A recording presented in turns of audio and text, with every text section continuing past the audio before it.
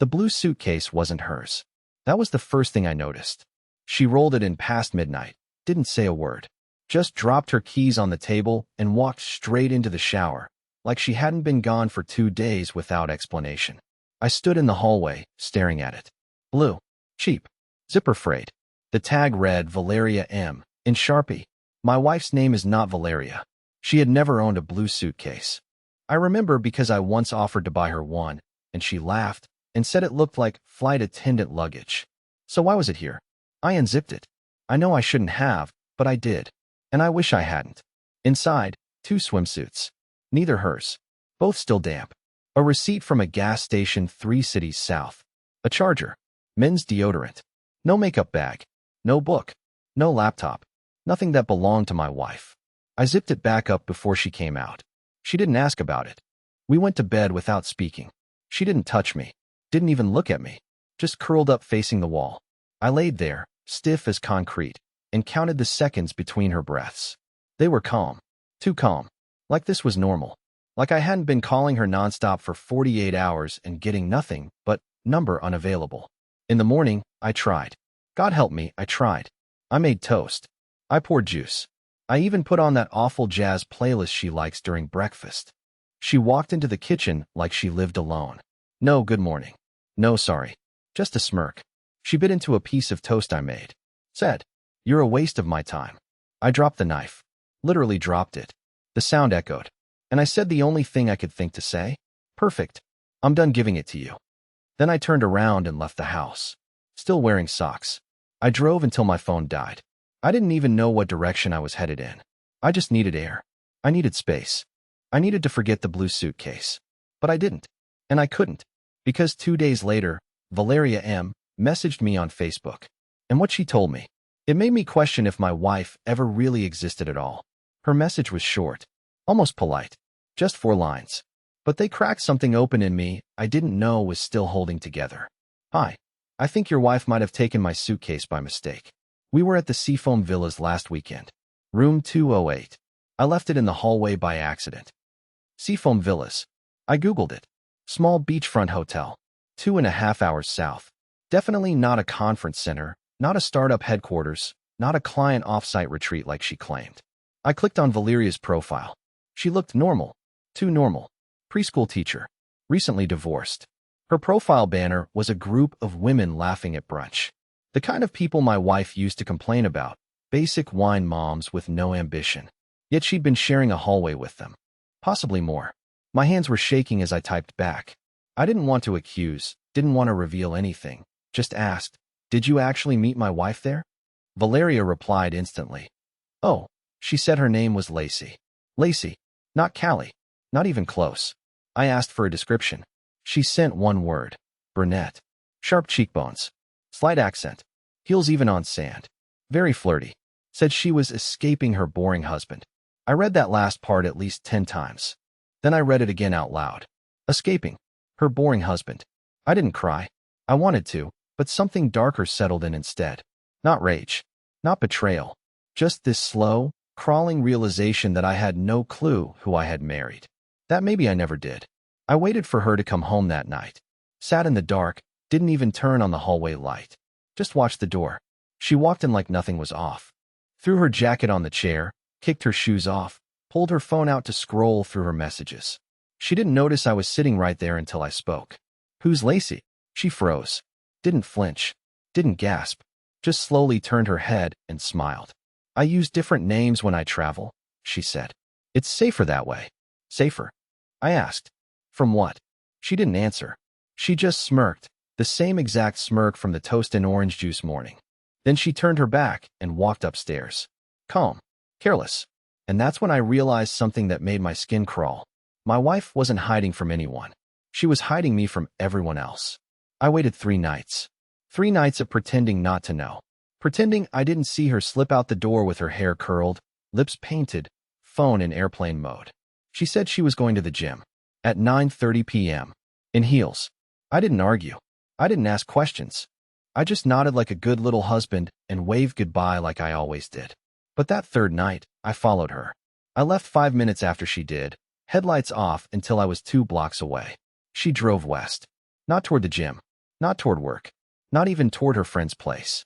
She took the coastal road, straight out of town. No music. No calls. She didn't even glance in the mirror. Just drove like it was rehearsed. She pulled into a gated lot behind a low-rise building that looked half-abandoned. No sign. No windows lit. Just a flickering motion light by the back entrance. I parked across the street and waited. She typed a code into a keypad, the door buzzed, and she vanished inside. I sat there for 20 minutes debating whether I should go in or go home and pack. Then I saw the second car pull up. It wasn't him. Not Levi, whoever that was. This was someone else. Middle-aged. Expensive car. He walked in without knocking. Didn't even look around.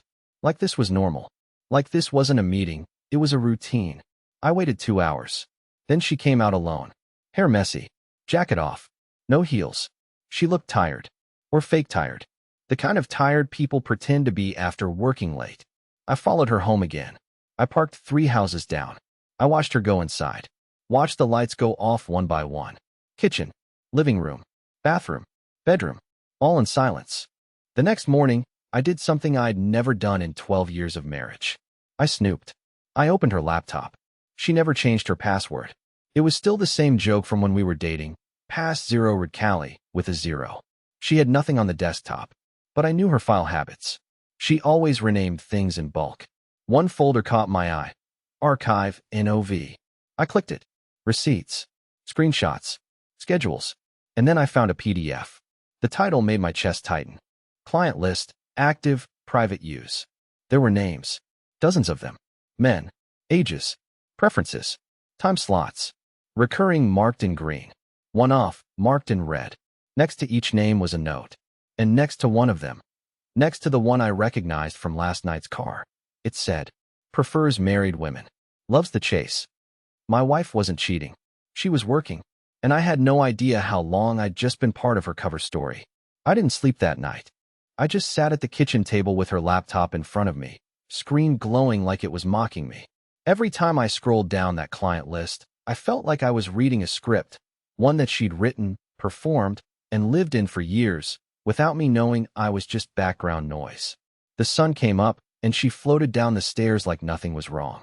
She poured oat milk into her coffee like she always did, humming that same stupid song she always hummed, something from a playlist called Soft Escape. She glanced at me like I was a co-worker in her break room.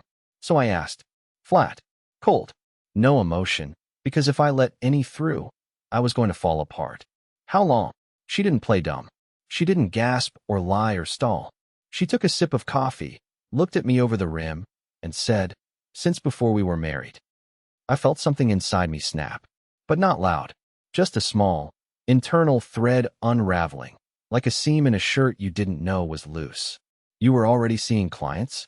She laughed, not cruelly, not mockingly, more like I'd asked her if she'd ever jaywalked. It's not seeing clients, she said.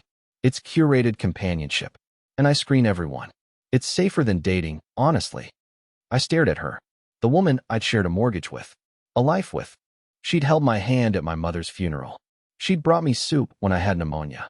She'd written me birthday cards that said things like, you're my only peace in this world. So I asked the only thing I really needed to know. The only line left between her world and mine. Was any of it real? That finally made her pause. Just for a second. Her mouth tightened, just a little. Then she looked me straight in the eyes and said, you were real enough to stabilize the image. That mattered. I didn't even know what that meant. I still don't. I stood up, walked out the front door, and sat in the car. I didn't drive anywhere. I just sat there with the windows up until my vision blurred and the inside of my mouth tasted like metal. That evening, she texted me from upstairs. She didn't come down. Just texted, if we're going to end this, let's do it quietly. I have a lot riding on discretion. Discretion. She wasn't afraid of being caught. She was afraid of me breaking the illusion. And I realized something sickening right then.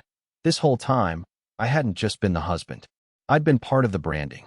I didn't speak to her for 3 days. Not a word. We moved around each other like ghosts in a burned-out house. She didn't try to explain. She didn't try to comfort. It was like she was already living in the aftermath, like she'd practiced it before, like she knew exactly how to disappear inside her own life. But I wasn't done. I couldn't just vanish quietly, like she wanted. No, If I was just a character in her carefully designed image, then I had every right to ruin the script.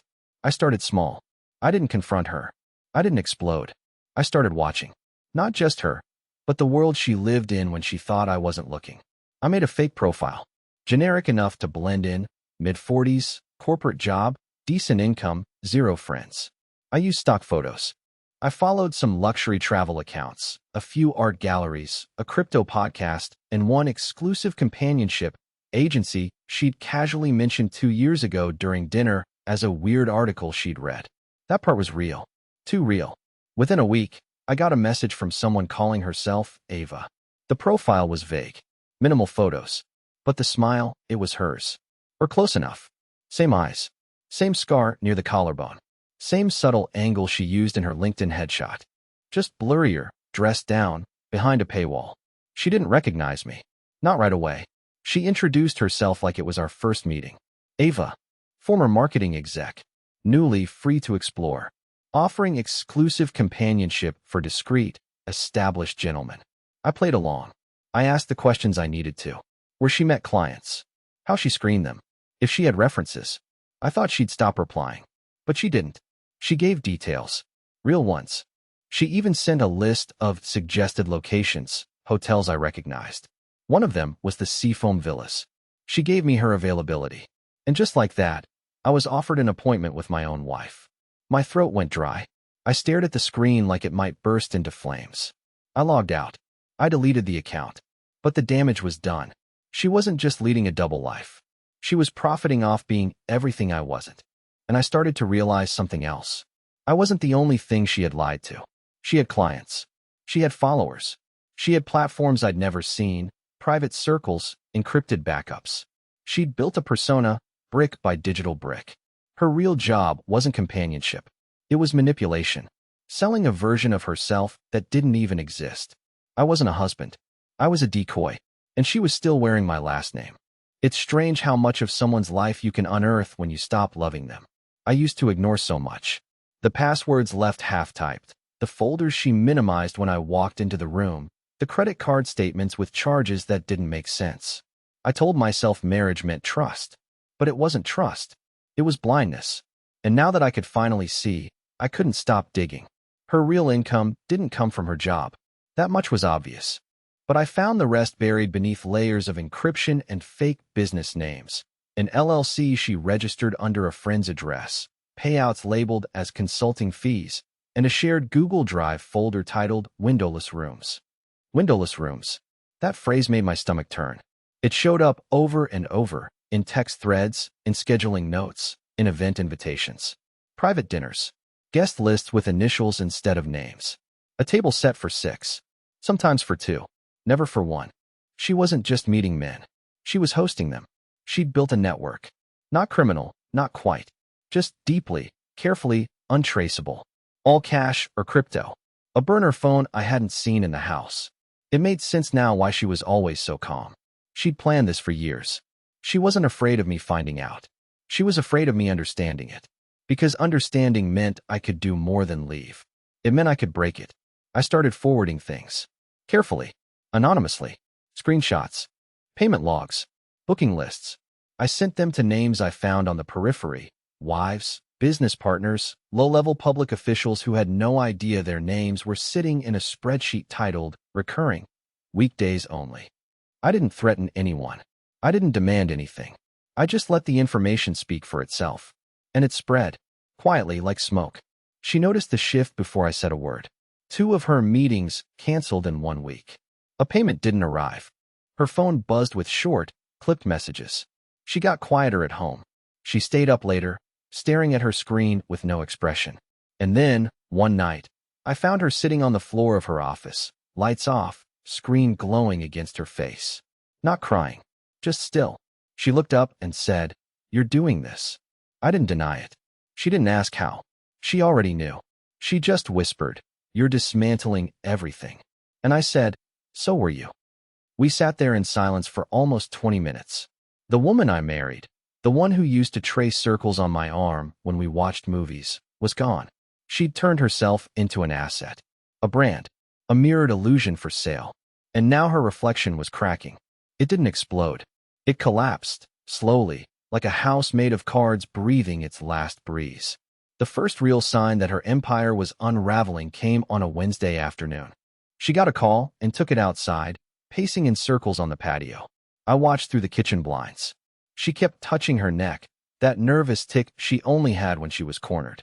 When she came back inside, she went straight to her office and slammed the door so hard a picture fell off the wall. She didn't come down for dinner, didn't text, didn't speak to me for 12 hours. The next morning, I saw her printing out documents.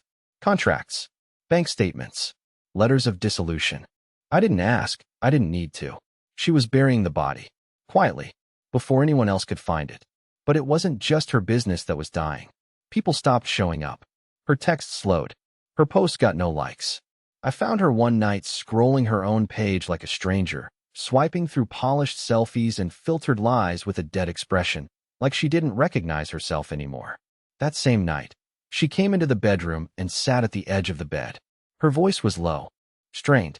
"I never hated you," she said. I didn't answer. She took a deep breath, as if rehearsing something. I thought if I could build a version of my life that looked perfect, I'd eventually believe in it. But it didn't work. I kept seeing you in it. You, just sitting there, always waiting for it to be real. My mouth was dry. I wanted to scream. I wanted to ask her why she didn't just leave. Why she wasted years pretending. Why she sold affection to strangers while I was upstairs making dinner for two. But I didn't say anything. I just stared at her hands, polished, still shaking.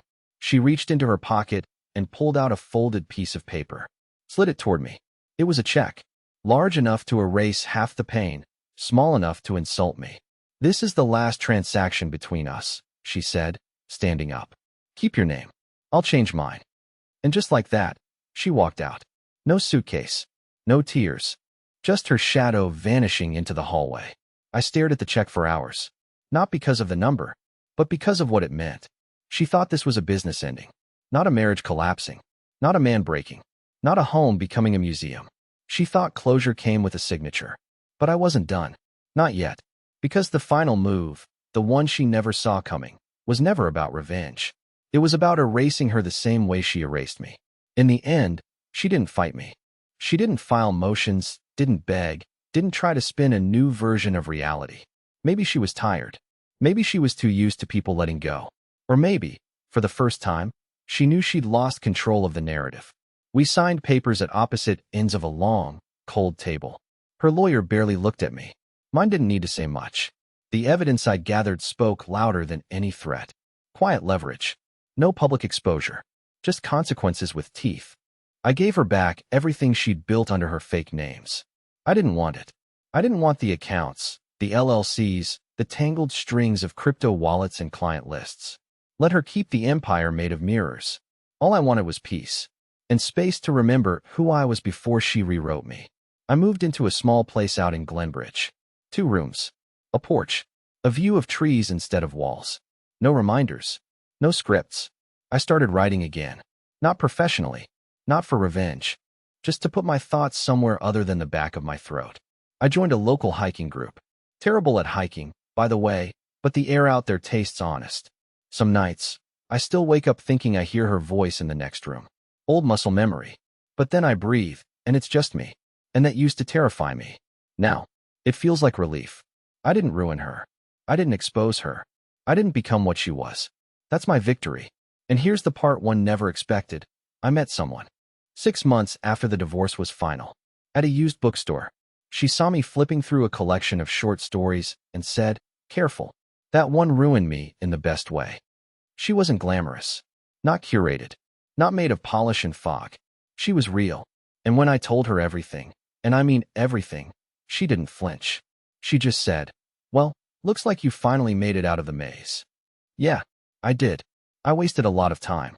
But not all of it. Because in the end, I found a version of myself I didn't even know I was still allowed to be. And that, somehow, made it all worth surviving.